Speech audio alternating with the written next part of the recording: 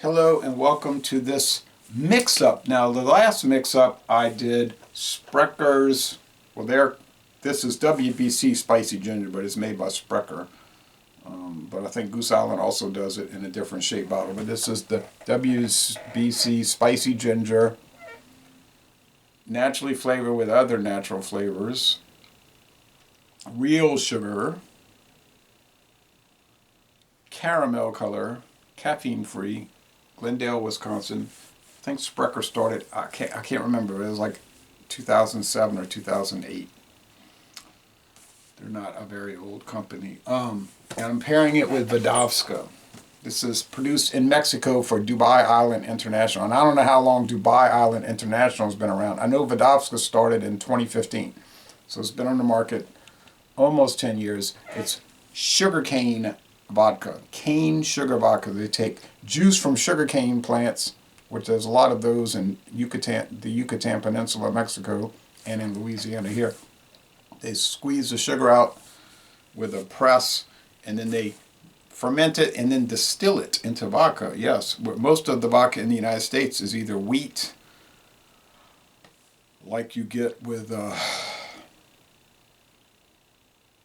Seagram's vodka. They use a certain type of wheat, I think they said, and I think it was winter wheat. And then you can get corn grain vodkas like the ones from Sazerac, like Wheatley vodka. But this is using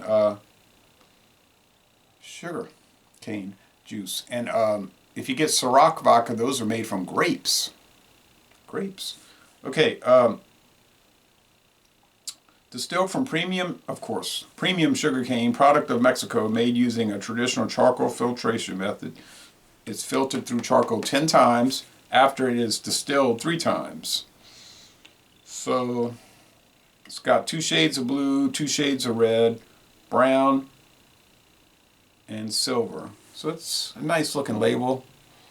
I paid $7.99 for this at International Market, and when I was at International Market yesterday, I noticed that they still had at least 10 bottles left. I don't need more, but I said, still got it, and I bet the price ain't going up.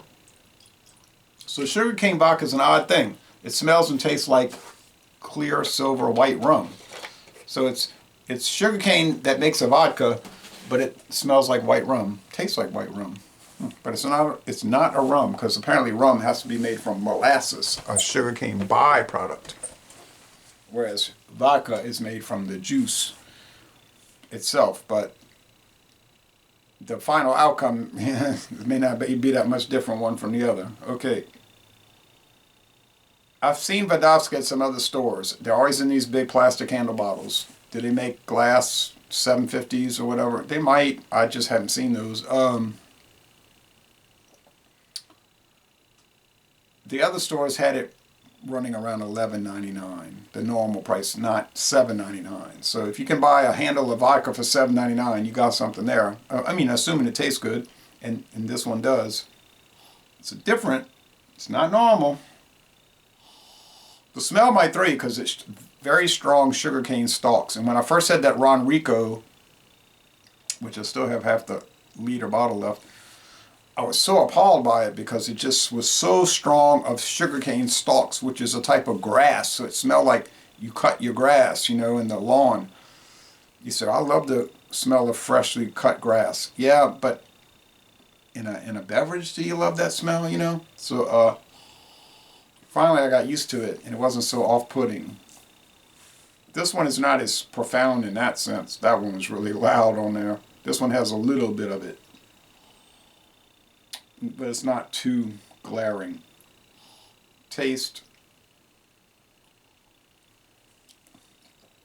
It's mellow sugar and grass.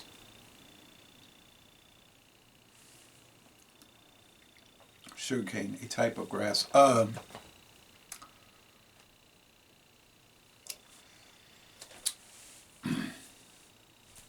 It's pleasant. But like I say, if you're not used to it, it might really seem outrageous. If you're used to Tito's and Sky and Grey Goose and Seagram's vodka,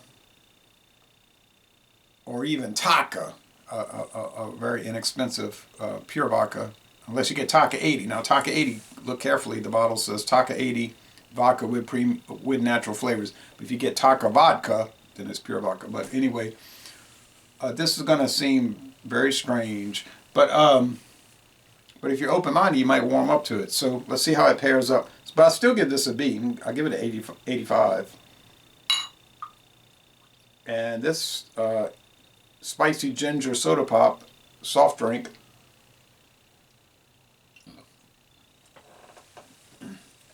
the pure sugar makes all the difference. That high fructose corn syrup needs to get lost. It needs to scram. It needs to get out the room. I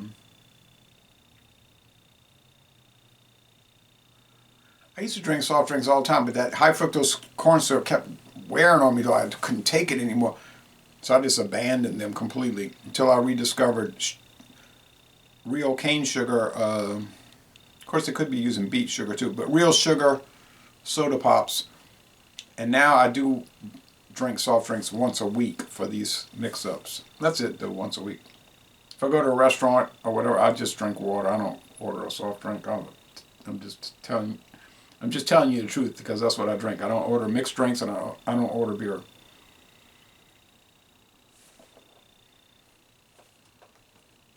I'll just tell them glass of tap water, room temperature, no ice.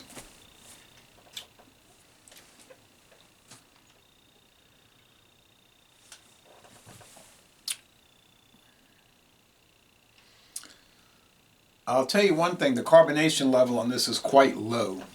A lot of these real sugar soft drinks are not super poppy with carbonation like your HFCS ones. But I remember Coke up until, 85, when it was using real sugar. It was still pretty popping on carbonation. That never seemed to change.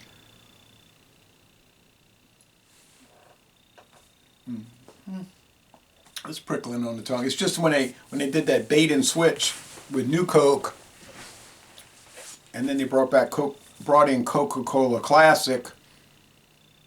I started noticing things had changed. What things had changed, they dropped cocaine for caffeine as a stimulant, and they dropped cane sugar, replaced it with high fructose corn syrup.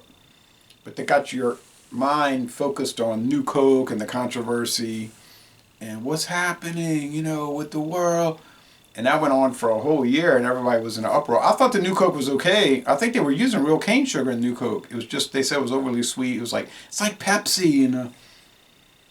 They said, oh, okay, we'll bring in Coca-Cola Classic. That went on for 10 years, and they phased out New Coke. But after that, I noticed I had less and less enjoyment with soft drinks because there was some kind of burn in it. It's like a sweetness burn, and that's from that high fructose corn syrup. Do I think high fructose corn syrup is dangerous to drink or unhealthy? No, I don't. Do I think it's some kind of conspiratorial plot to make you a slave of the new world? No, I just think it's a cheaper way to sweeten products, and I hate it. All right, simple as that. Apparently, though, they still do use trace amounts of coca in Coca-Cola, and there's one company, is it in Maryland? One company who was grandfathered in to allow, the U.S. government allowed them to still bring in the coca leaves to process it for Coca-Cola under strict supervision, of course. After cocaine was outlawed in 1967, I think there's something with that. And then they're still allowed to bring it in because they say they got to use it for Coca-Cola for something, character or something, in a trace amount, not as the stimulant, which is now caffeine. But Coca-Cola Company doesn't even acknowledge questions about that, like cocaine. And we don't know what you're talking about. But fine, you know, I could understand that. In the early days, the turn of the century, 1800s to 1900s, there wasn't a stigma with that stimulant. It was used in things like chewing gum, you know. But I mean, it did turn out that there were problems with it, with that, you know. But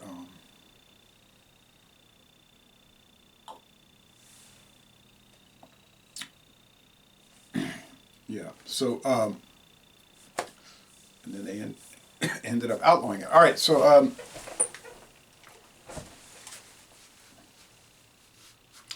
this is another choking now. This is another winning mix up. I think I don't know. Does it pair better with the sugarcane vodka or the premium vodka, corn premium vodka with premium liqueur? I don't know. They're both around a 90. You know, excellent to an extent. Mm. Well, Sprecher, you're doing a good job with this ginger, spiced ginger. It makes me think of fall, though. Like it would be good to have in September and October, and maybe November. But yeah, so that was a good mix-up. Next time, in a week, I think I'll do another IBC, which is now under the control of Keurig, Dr. Pepper Keurig, Keurig Dr. Pepper, KDP, Keurig Dr. Pepper. But they use pure sugar in it. IBC since 1919, but no longer independent brewing corporation. Independent Beverage Corporation is now wholly owned beverage corporation. But anyway, I've heard that their root beer is dynamite, so I have a bottle of KBC. Well, it is really, but IBC root beer. We'll check that out and see how that pairs. I think it's going to pair great with these vodkas, honestly. So thank you, and I appreciate your viewership. And I'm going to end this review by saying y'all go to Mexico and take a sugarcane vodka distillery tour.